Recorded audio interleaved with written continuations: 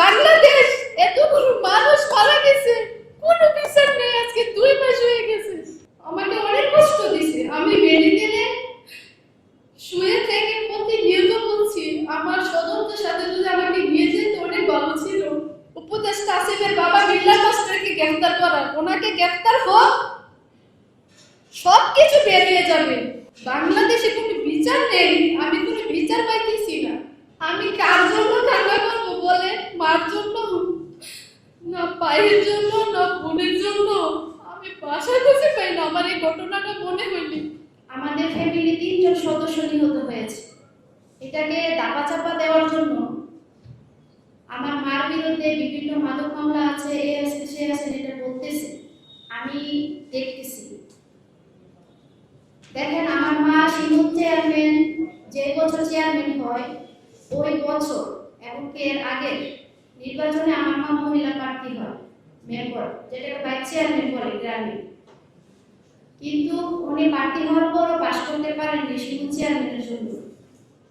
আর গ্রামের অসহায় যে মানুষগুলো আছে তারা সবাই আমার মার কাছে বিচারের নালিশগুলো নিয়ে আসতেন, প্রায় আশেপাশে গ্রামের সবাই।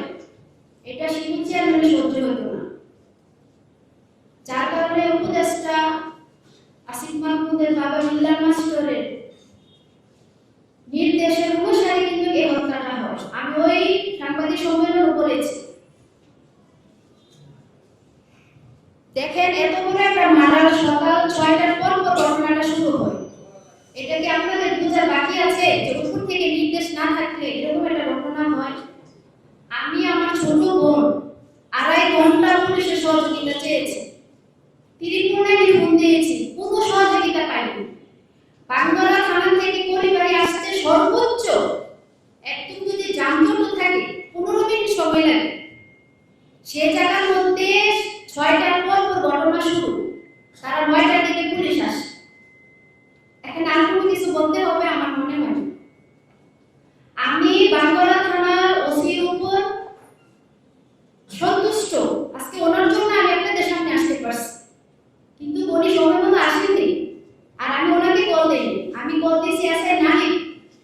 আপনারা এসআই নাহিদ এবং আমার কল লিস্টটা যদি তুলেন বুঝতে পারবেন আমি কি পরিমাণ সহযোগিতা চেয়েছি। উনি বলতেছেন আসতেছি, 5 মিনিট একটু ওয়েট করেন, আপনারা কোনো রকমে বাঁচেন। এটি কি কোনো কথা একটা ডিপার্টমেন্টে? আজকে সাংবাদিক সম্মেলনের পর হয়তো আমি নাও বেঁচে থাকতে পারি। আমি আজকেও বলতেছি, যদি আমি এখনো মেডিকেল আওতাধীন আছি, আমি এখনো সুস্থ হতে পারি নাই। আমার মাথায় 72টি সিঁড়ি, হাতে 16টা সিঁড়ি, পায়ে 20টা সিঁড়ি, মাথায় আছে আপনার 26টি সিঁড়ি। আমার অঙ্গটা বিধ্বস্ত করে দিছে। আমি মনের সাহস আপনাদের সামনে আসছি। আমি বাসায় বোঝাতে পারবো না আমি কতটা যুদ্ধ করে বেঁচে আছি। আমাকে অনেক কষ্ট দিছে। আমি মেডিকেলে শুয়ে থেকে প্রতিনিয়ত বলছি আমার স্বজনদের সাথে যদি আমাকে নিয়ে যেত অনেক ভালো ছিল। বিশ্বাস করেন, এত নির্মম ভাবে নিয়ে করে মারে না। আমাকে যখন আঘাত করে আমি দৌড়াচ্ছি আর আমাকে রামদালি ঘুমাইতেছে, আমার কিছু বলার ভাষা নেই।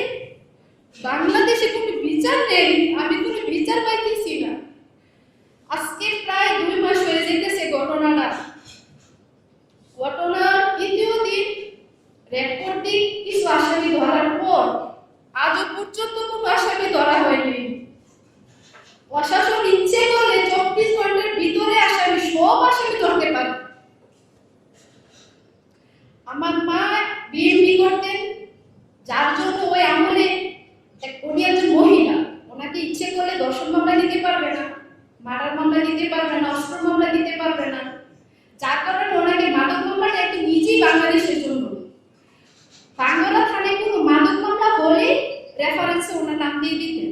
আপনারা তদন্ত নেন যে কয়টা মামলা ওনাকে 1 নম্বর আসামি আছেন,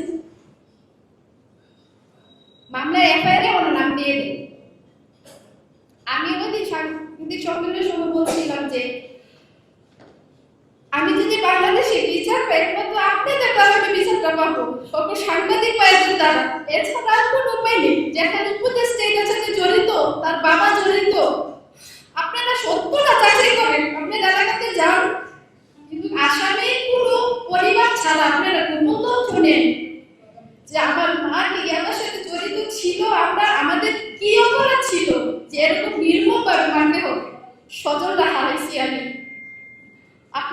বাইরে একটা পরিবারে মা ভাই বোন যদি চলে যায় আর কে থাকে? 7টা বাচ্চা কি হয়েছে, সবগুলো আমার উপরে নির্ভরশীল।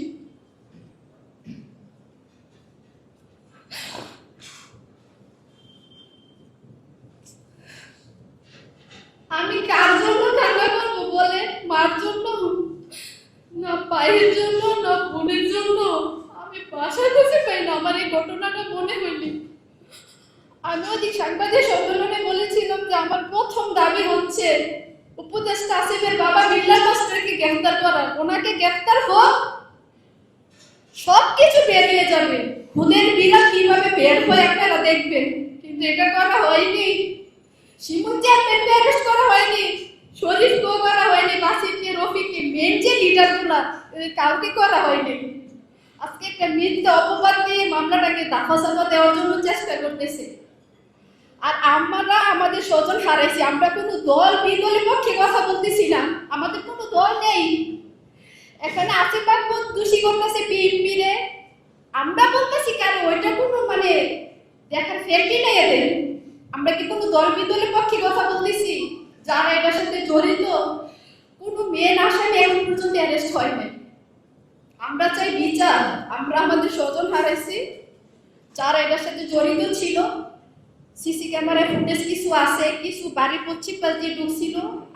আমাদের মার্কেটের দক্ষিণ পাশে আমার কাকার মার্কেট, ওই মার্কেটে কোনো সিসি ক্যামেরা ছিল না, ওই দিক দিয়ে ঢুকছে। আপনার এটা তদন্ত করেন। এখানে কেউ কাউকে দোষ দিয়ে কোনো লাভ নেই। আর দেখেন, আমি ওই সাংবাদিক সম্মেলনে বলার পরও আমার বাবাকে ধরে নিয়ে জোর করে বিলের মাঝখানে পর্যন্ত ভিডিও করাইছে। আমি কিন্তু জানি, আমি বুঝতে পারছি এরকম একটা কিছু হবে, এটাই হয়েছে। এমনকি আমাকে তন্ন তন্ন করে খুঁজতেছে। এখন পর্যন্ত আমরা হুমকির মধ্যে আছি, আমাদের কোনো নিরাপত্তা নেই, কোনো নিরাপত্তা দিচ্ছে না প্রশাসন। কোনো দল এখন পর্যন্ত আমাদের পাশে এসে দাঁড়ায় নেই। এটা বাংলাদেশ, এতগুলো মানুষ মারা গেছে, কোনো বিচার নেই। আজকে 2 মাস হয়ে গেছে, আমি কোনো উন্নতি দেখতেছি না। না আমাদেরকে নিরাপত্তা দিচ্ছে কোনো প্রশাসন, কোনো দল, কোনো দলের লোক। বাংলাদেশে এত রাজনীতিক, এত নেতা, এত এমপি, মন্ত্রী, ডিআইজি, উপদেষ্টা, কেউ আমাদের পাশে একবার এসে দাঁড়ায়নি। আমরা খুব অসহায়। আমি চাই এটা বিচার হোক, সুষ্ঠু বিচার হোক। আর শিমুল চেয়ারম্যান আমাদের ঘটনার আগে 2 তারিখ 2 জুলাই যে মিটিংটা করে আমাদের গ্রামে তারুমিয়ার বাড়িতে, ওই মিটিংয়ের সময় শিমুল চেয়ারম্যান নিজে বলেছেন যে এই ঘটনা করতে গিয়ে যদি 20টা মামলা হয়, এই মামলার দায়িত্ব ভার আমি নিতেছি। বিল্লাল মাস্টার অবগত আছে এই বিষয়ে। এইটা আমাকে একটা ছেলে মানে ভিডিও করে রেকর্ডটা সহ আমাকে দিয়েছিল। আমি অনেক বোকামি করছি, আমি তো বুঝতে পারি না এত বড় ঘটনা হবে। এই ভিডিওটা যখন শিমুল চেয়ারম্যান আমাদের বাড়ির সামনে যায় ভোরবেলা, দেখেন একজন চেয়ারম্যান 11টার কমে সে ঘুম থেকে উঠে না। ওই ঘটনার দিন সে সকাল 6টার দিকে পরিবার স্টেশন গ্রামে দুধ বাজারের সময়।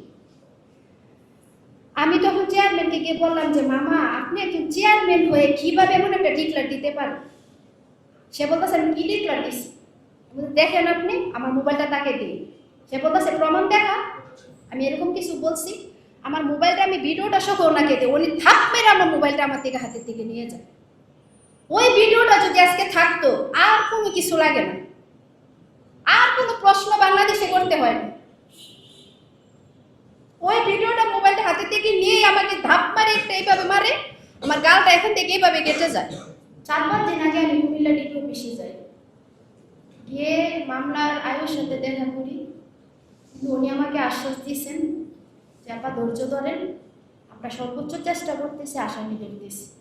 কিন্তু আপনাদের কাছে আমার একটা প্রশ্ন, এত বড় একটা ঘটনা এতদিন লাগে ভাই আসামি ধরতে? প্রত্যেকটি আসামি বাড়িতে এলাকায় আছেন এবং কি বাংলাদেশে আছেন, কেউ দেশের বাহিরে যায়নি। আমার দীর্ঘ বিশ্বাস এটা র্যাব কর্তৃক ধরছে 2য় দিন, এরপরে কিন্তু কোনো আসামি ধরা হয়নি। সানবিট সব দিবে সামাল। সানবিট ম্যাজিক প্রেস ডিশওয়াশিং এর মাথা ঘোরানো সলিউশন।